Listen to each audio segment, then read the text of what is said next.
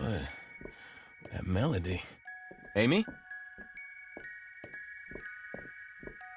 There is one question in this world, John, that you should be asking yourself every day. Are you truly happy? Happiness comes from your brain. I could tell you a lot about your happy brain, about dendrites and synapses, but that would be quite boring.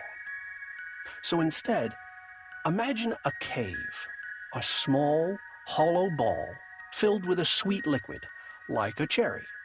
That's how it all began, with the brain of a little primeval tapeworm. Let's call him Bob. Of course, Bob was not his real name. Tapeworms had long tapeworm names, just as long as their bellies, of which they were famously proud. But sadly, nobody remembers those true tapeworm names. Now, Bob lived in his little hole in the ground and was totally happy with his life. The earth was warm and comfortable, just like your bed. And with that, he was quite satisfied. But one day, Bob realized that the world around him was changing. It was growing cold and damp and wasn't comfortable at all anymore. This made Bob very sad. Because when the world changed, Bob would have to change too.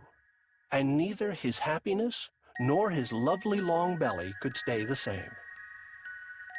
So the tapeworm did something very interesting. He took his head and carefully turned it inward on himself to the ball with the sweet liquid that was his brain.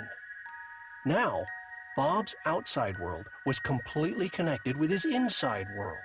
And when the outside world would change, his inside world was safe. That way, in the ball with the sweet liquid, the little worm could preserve his happiness forever. And he lived happily ever after until the end of prehistory.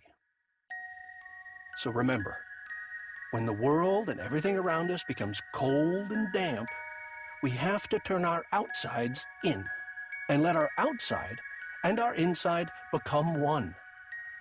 And when you close your eyes, little John, then imagine how that would feel.